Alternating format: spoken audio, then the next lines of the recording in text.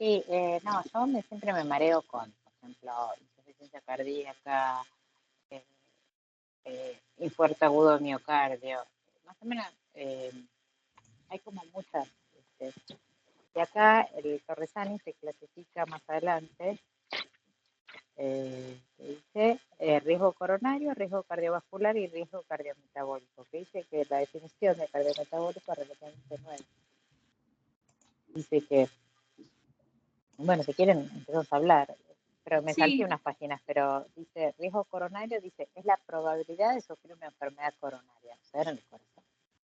Entonces dice que hay dos tipos, tenés el total, bueno, o el riesgo de infarto. Que dentro del riesgo coronario total está la angina de pecho, que es ese dolor que lo explicaba la presencia del año pasado, como en el de pecho, que se cuando te estás un montón o haces mucha actividad física de golpe.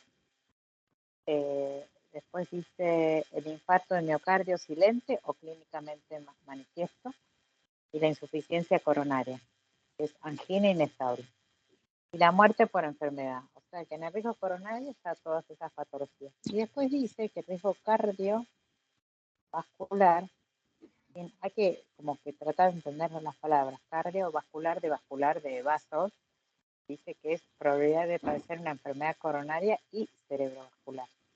O sea, y lo que dice es que el coronario está dentro cardiovascular. No, el cardiovascular está dentro del coronario. El cardiometabólico también. Como que el riesgo coronario es el más grosso. Después está el cardiovascular, que tiene que ver con que no llega la sangre a donde tiene que llegar y puedes tener una enfermedad cerebrovascular, porque el corazón no llega a bombear la sangre, entonces puedes tener una enfermedad esa de tipo ACV. Y después el cardiometabólico, que dice que es una medición nueva, metabólico de metabolismo, ¿sí? Que tiene que ver con la diabetes, también enfermedad cardiovascular, determina por la presencia de factores de riesgo tradicionales. O sea, ahí tenés todo lo que es aumento de peso, hipertensión. Acá habla de proteína C reactiva y adiponectina disminuida. Frecuente en Sí, los yo no pacientes leí con eso, obesidad pero mórbida. no sé qué es lo de la proteína C reactiva y adiponectina disminuida. ¿Ustedes saben lo que es eso? La proteína C reactiva es algo que sale del hígado, una proteína que sintetiza el hígado cuando hay inflamación. Especialmente en los obesos, ¿no? O síndromes metabólicos suele aparecer, o en una patología. Si te da, están dentro de las proteínas hepáticas. Cuando te sale alta, significa que algo no está mal. La adiponectina disminuida, no sé, debe ser algo que emite los adipocitos. Eh, que si está disminuida, debe ser mala. No sé, eso hay que buscarlo. Pero bueno, nada, como que dice que el cardiometabólico está dentro del cardiovascular. Así yo me hice flechita, cardiometabólico está dentro del cardiovascular y cardiovascular dentro del coronario.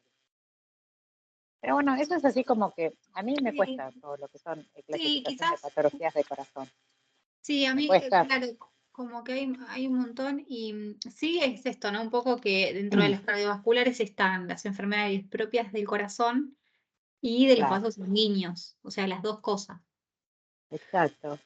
Eh, Después, sí, como yo me lo había como un poco separado del tema anterior de dislipemia, como un factor de riesgo cardíaco, que está relacionado con esto del colesterol que tiende a fijarse en las paredes de las arterias, formando Sí, esto de las placas de ateroma, que van haciendo sí. la estrechez hasta obstruirlas, ¿no?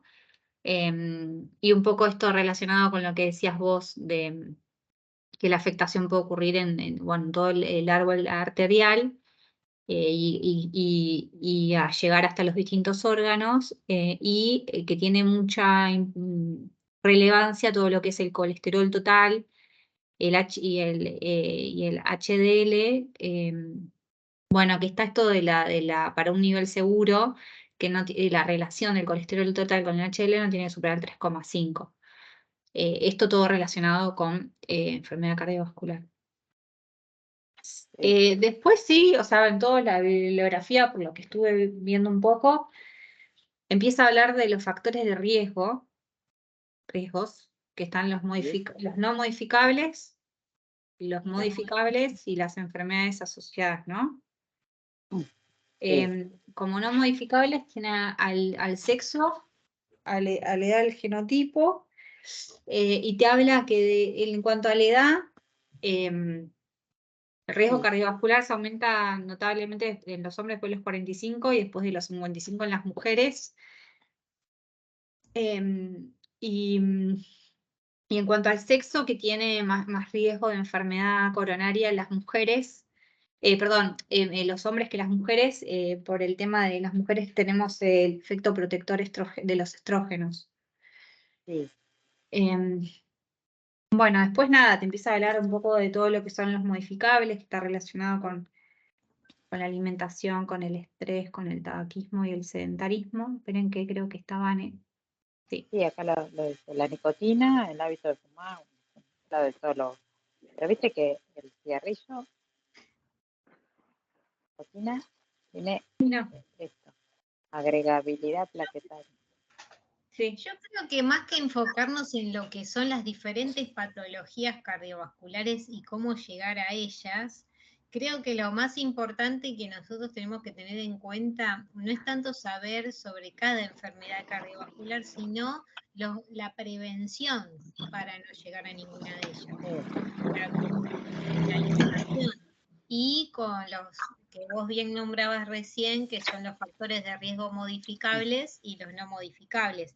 Como que eso es el lugar que nosotros ocupamos. Tanto hablar de la patología, como que más de 2 renglones sobre qué es cada patología, no nos incumbe porque los factores de riesgo para llegar a esas patologías, a su desarrollo, no están comprendidos solo por la alimentación, sino que por muchas otras cosas también.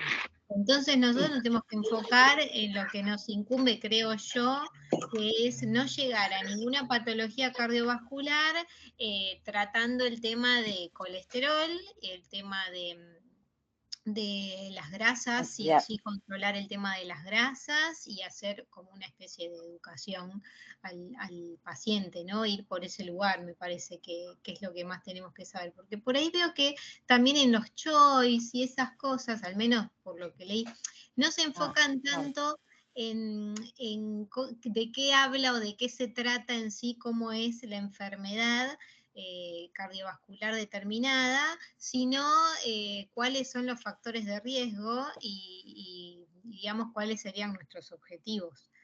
Sí, un poco, a ver, yo lo veo por dos lados. Uno sí, es cierto, pero creo que, o sea, si uno ve como un común denominador de todas las enfermedades del corazón, tienen estos factores de riesgo que son como, ¿no?, denominador común en todos.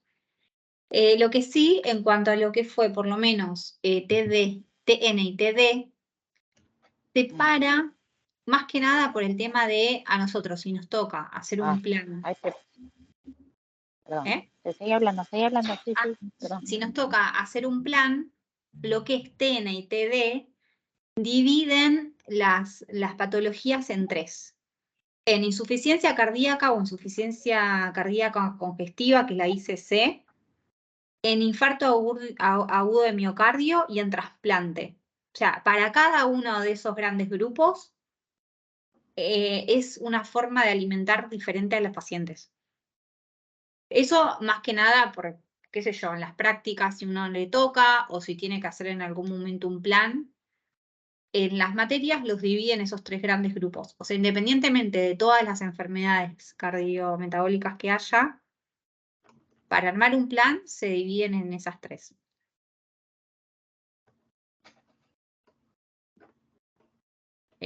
No sé, yo no hice todavía lo del caso para el viernes, pero o sea, hay que tener un poco en cuenta eso, que no es que va a ser común para todo lo que sea para el corazón lo mismo.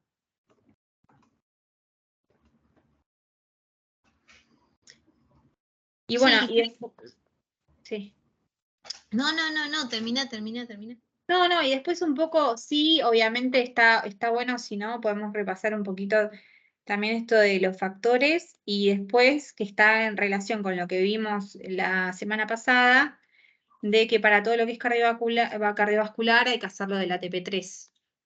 O sea, Eso iba a decir. está A eso iba a ir, que como que lo que más tenemos que saber es cómo categorizar de acuerdo a los factores de riesgo que en ellos incluyen los antecedentes familiares, bueno, lo modificable, lo no modificable, digamos, está todo clasificado o resumido en esas 3 categorías que es como lo que también nos acompaña con los objetivos. Luego, ya teniendo esa categoría, se nos hace más fácil armar los objetivos, porque depende de la cantidad de factores de riesgo que tenga el paciente, y con esos mismos factores de riesgo después armas los objetivos y también te define la categoría. O sea que todo se envasa en la cantidad de factores de riesgo, que es mucho que si viene el paciente al consultorio, ¿no? Y eso, que lo manda el cardiólogo, es mucho anamnesis, algo que el cardiólogo haya hecho una notita ya diciéndote todo. Si se lo tenés que preguntar vos, es todo eso, que si es sedentario,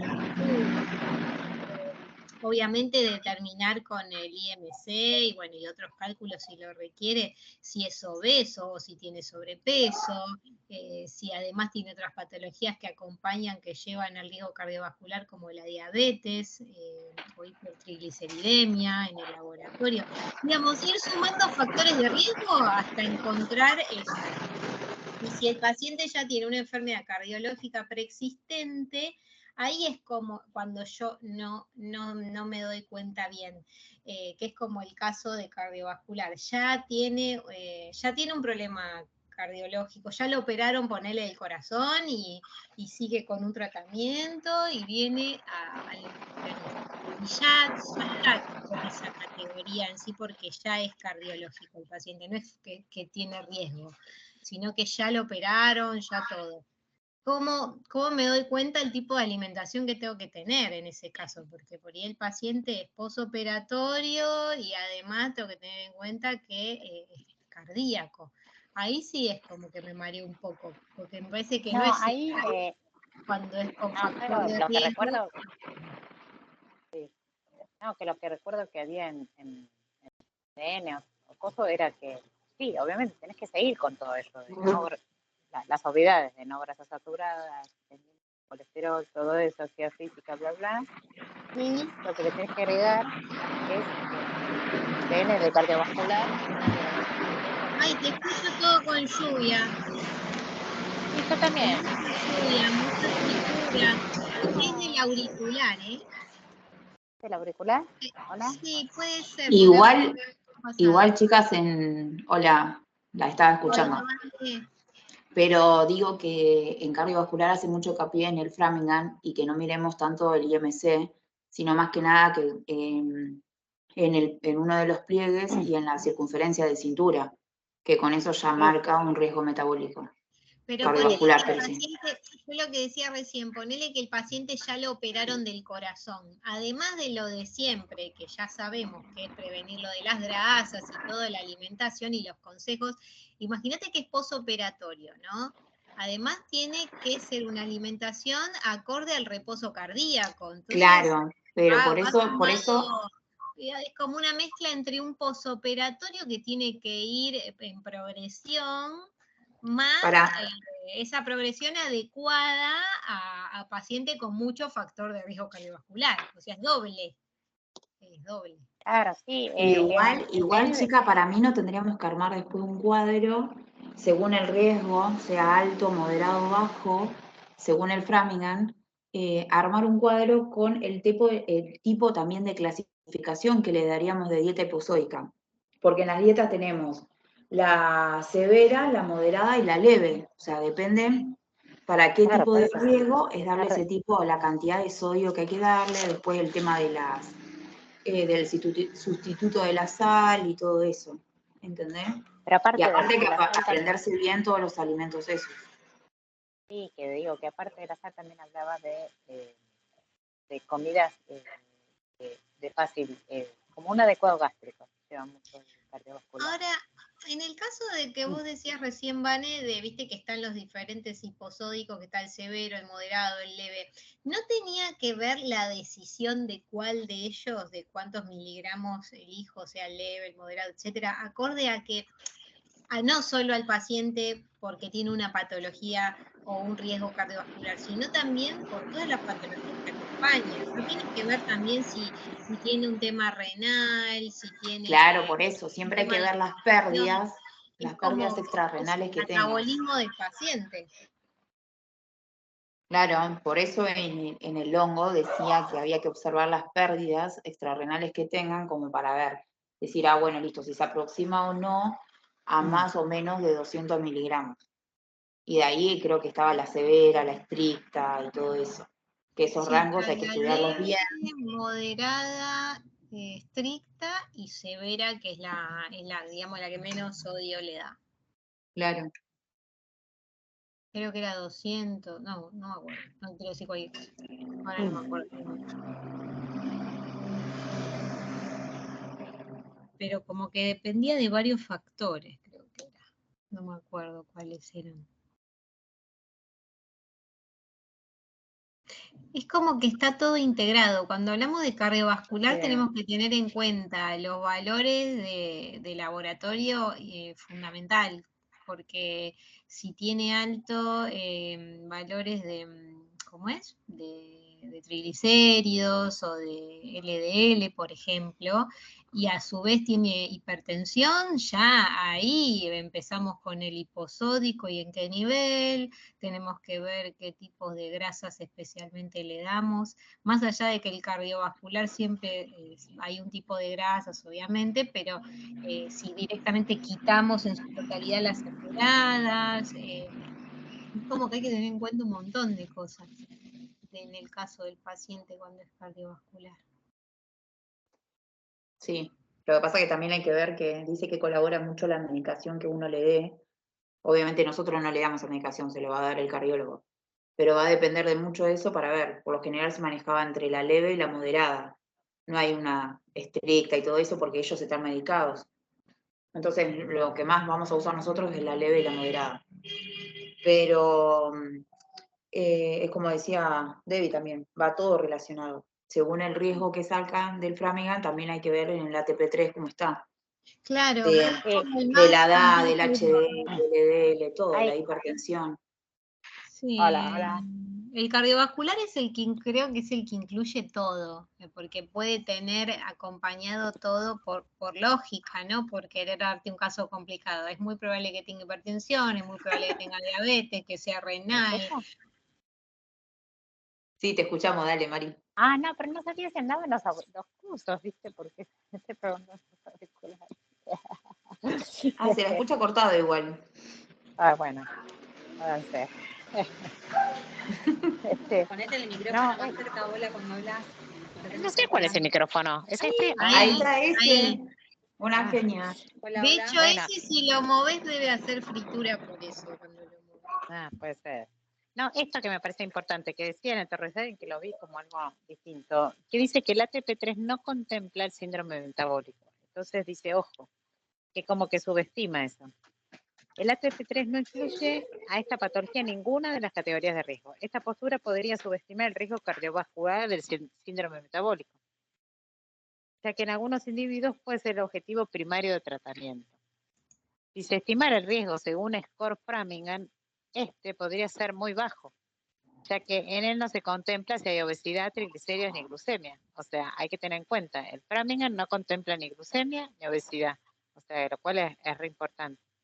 Y entonces propone acá en el Torresani un IMC al que se lo ajusta en la tabla, después unas tablitas después de la bibliografía, que me pareció como interesante.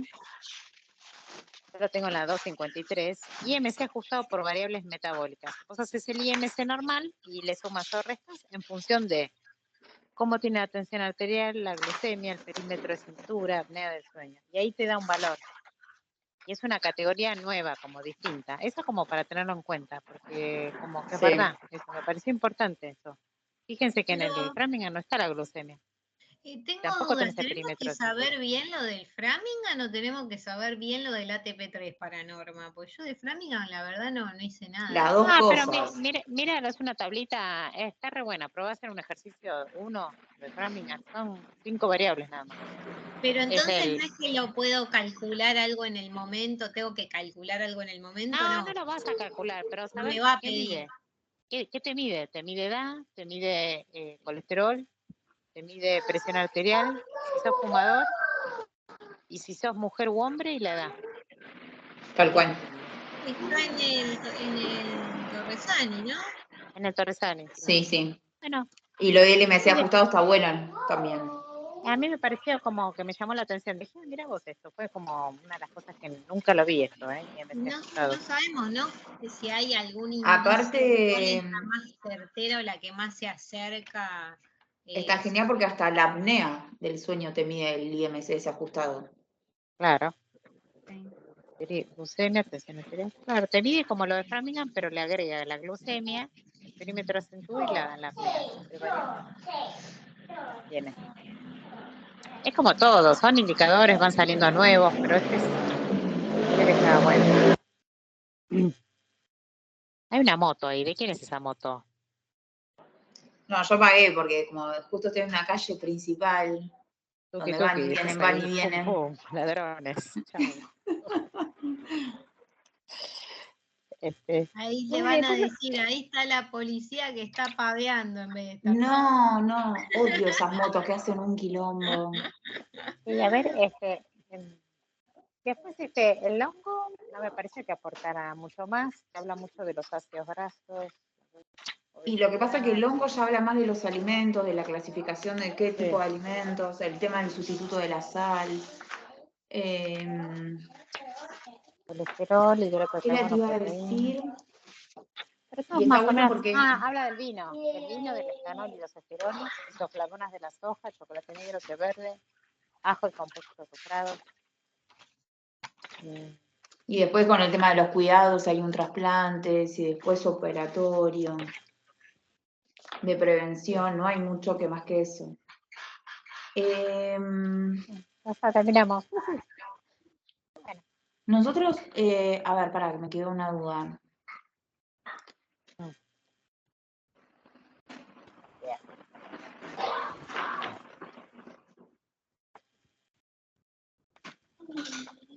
En TD, donde habíamos visto los alimentos fuentes de potasio y todo eso, ¿era? Me parece que estaban en TD barra TN. En TD. TN también está. TD. Lo de magnesio, Sí, sí. magnesio que es vasodilatador, el magnesio, las fuentes de magnesio son muy importantes. Sí, sí. Y eso y lo de la dieta DASH. Bueno, la dieta DASH incluye creo que el magnesio. ¿No? DASH es diet.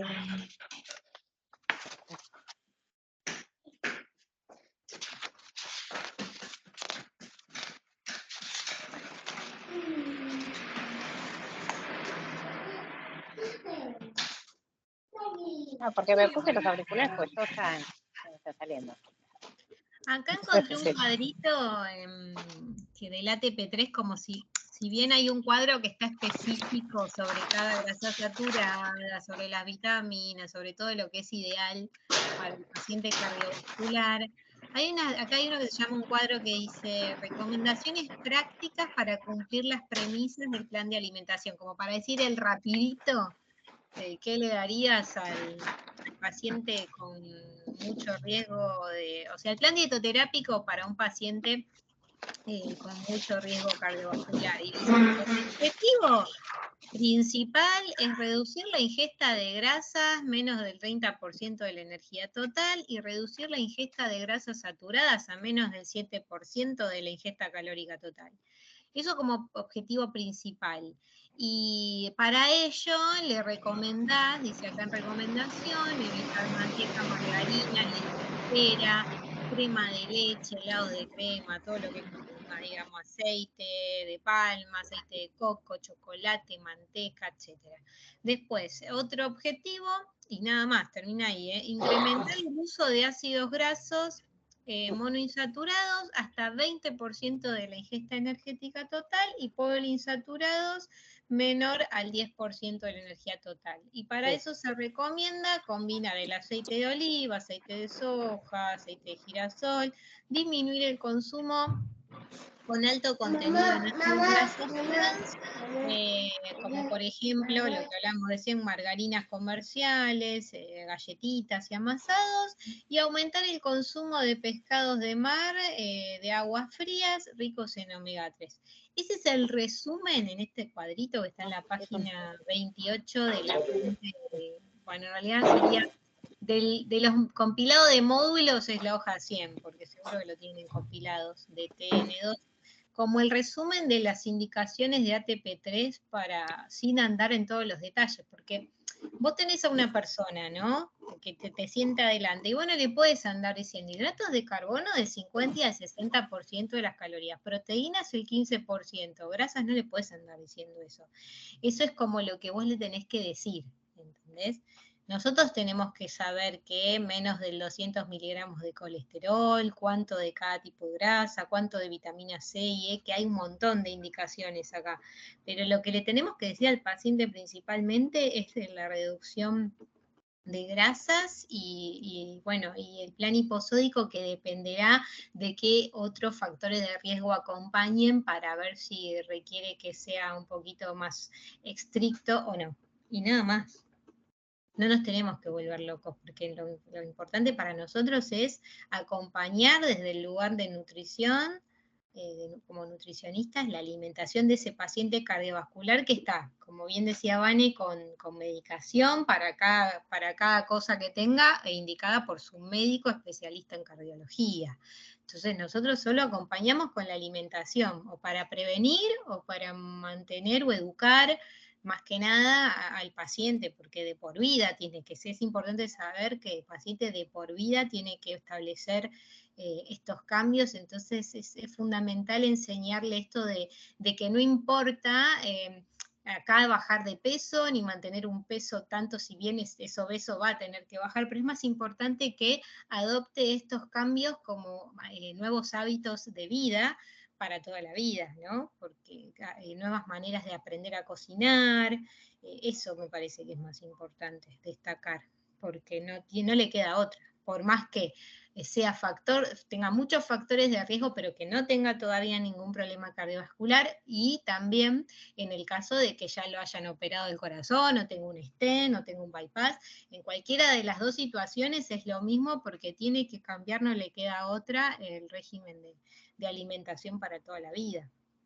Y eso es lo único que veo como más sencillito. Después, bueno, nada, creo que lo demás que no respecta a lo cardiovascular tiene que ver con la alimentación, o sea, si el paciente tiene otras patologías que lo acompañan, analizar a esto qué le podemos agregar acorde a las otras patologías que lo acompañan, ¿no? Pero bueno, después nada más. Yo digo, para no volverme loca, en los choice muchas cosas que veía es que hablaban más bien de los alimentos que sí, los alimentos que no, las grasas que sí, las grasas que no. Y en cuanto al liposódico, no hablaban específicamente a un paciente cardiovascular, sino más bien a un hipertenso o a alguno que tenga una insuficiencia renal, por ejemplo. El tema del liposódico tenía que ver más con eso. Por eso lo demás va a ir acompañando acorde a las patologías que lo acompañan también. Pero en cardiovascular solo lo importante y fundamental es el tema grasas, si está obeso, bajar de peso, y reducir todo lo que está mal, que lo sabemos todos, lo más común, pero nada más, no sé, para no irnos tanto por las ramas, pero bueno, nada, por ahí estoy diciendo cualquier cosa. ¿Me escuchan? Sí, prestando atención. Por ahí no se escuchaba. No escuchábamos tu análisis. Bueno, no sé, porque me parece ya después lo otro que tenemos es más para el viernes. Me parece que parte teórica no mucho más. No, porque todo lo teórico habla mucho de de los factores y de lo que es el Framingham. Me faltó otra cosa, que creo, que si sabemos bien cómo clasificar a un paciente, digamos, por ejemplo, si tenemos bien claro lo que es cómo trabajar con un paciente con hipertensión, por ejemplo, dependiendo lo que diga, ¿no? El apunte, si va lo que es la cantidad de sodio de consumo diario es estricta, o moderada o leve. Después, si entendemos muy bien en qué casos de hipertrigliceridemia, cómo debemos manejar las grasas, el cardiovascular es meterle eso según los factores de riesgo que tiene el paciente, o meterle eso según el posoperatorio, en qué situación se encuentre por el tema de la progresión, pero nada más, no en sí porque es un paciente cardiovascular, sino conociendo por qué manejamos así el posódico en el caso de tener un paciente con hipertensión, y por qué manejamos así un paciente que tenga hipertrigliceridemia o digamos lo que es el colesterol de manera desequilibrada. O sea, conociendo bien cómo manejar esas dos cosas, creo que después se ajustan al tema cardiovascular sin importar tanto cuál es el nombre de la patología cardiovascular que tiene el paciente. Conociendo bien esas dos, las ajustamos al paciente. Digo ajustar porque tiene que ver muchas cosas que tenemos en cuenta conociendo esas patologías que son las que estamos viendo. Por ejemplo, el otro día que veíamos lo de dislipemia, no era lo mismo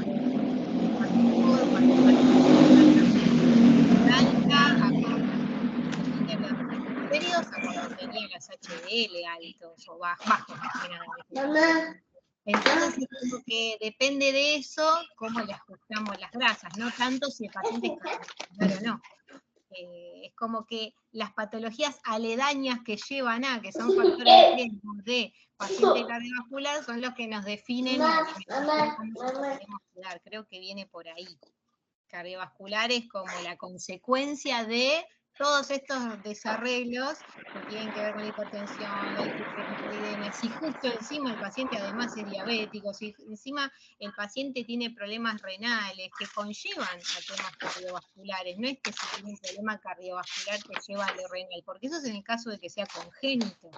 Pero si la consecuencia es una patología cardiovascular, entonces primero, y en función a todos esos antecedentes o a todas esas patologías que se fueron acumulando, es la enfermedad cardiovascular que tiene. Entonces, como que no me enfocaría tanto en la patología cardiovascular, sino en todo lo que lo acompaña para definir el plan alimentario, eso digo. Que es en realidad lo que ya vimos. Y acá en esto se aplica, porque se juntan varias cositas, digamos, varios desequilibrios en el paciente. Ponele que te toca un paciente que te dice, bueno, tenemos un paciente que tiene, no sé, insuficiencia cardíaca, es hipertenso medicado, además en el laboratorio tiene los triglicéridos muy altos, es sedentario, fuma 20 cigarrillos por día y ya tiene 2 stent, pero sigue haciendo la misma vida. ¿Nos vamos a enfocar en el paciente cardiovascular? No, la palabra esa no me interesa. Me interesa el tema de, bueno, ¿qué tenemos que ver? Manejar el sodio, ¿cómo lo vamos a manejar? En este caso, y posódico severo, es obvio, porque el paciente está mal de todos lados. Hipertrigliceridemia, y bueno, si tiene solo los triglicéridos altos, bueno, tenemos que cortar con las grasas saturadas, principalmente eso lo sacamos de la alimentación y nos arreglamos con las otras. Y bueno, después está lo modificable, que tiene que ver con algo que no nos corresponde, sino que lo hacemos como sugerencia o consejo, que es disminuya el consumo de cigarrillos, trate de realizar actividad física, pero en cuanto a la alimentación nos enfocamos en esos factores de riesgo que lo llevaron a donde está. Eso es lo que yo miro cuando veo esos casos, ¿no? No tanto en la patología en sí, sino lo que lo acompaña y lo llevó a esa patología. Claro, sí, sí. Y lo que pasa es que es muy amplio, como vos decís.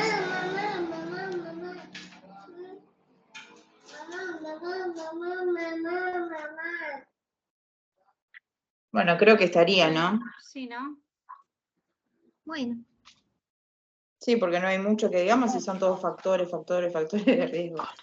después voy a No, chusmearlo. que en realidad, viendo los factores de riesgo, son sobre esos los que hay que atacar. O sea, para hacer prevención o para cosas.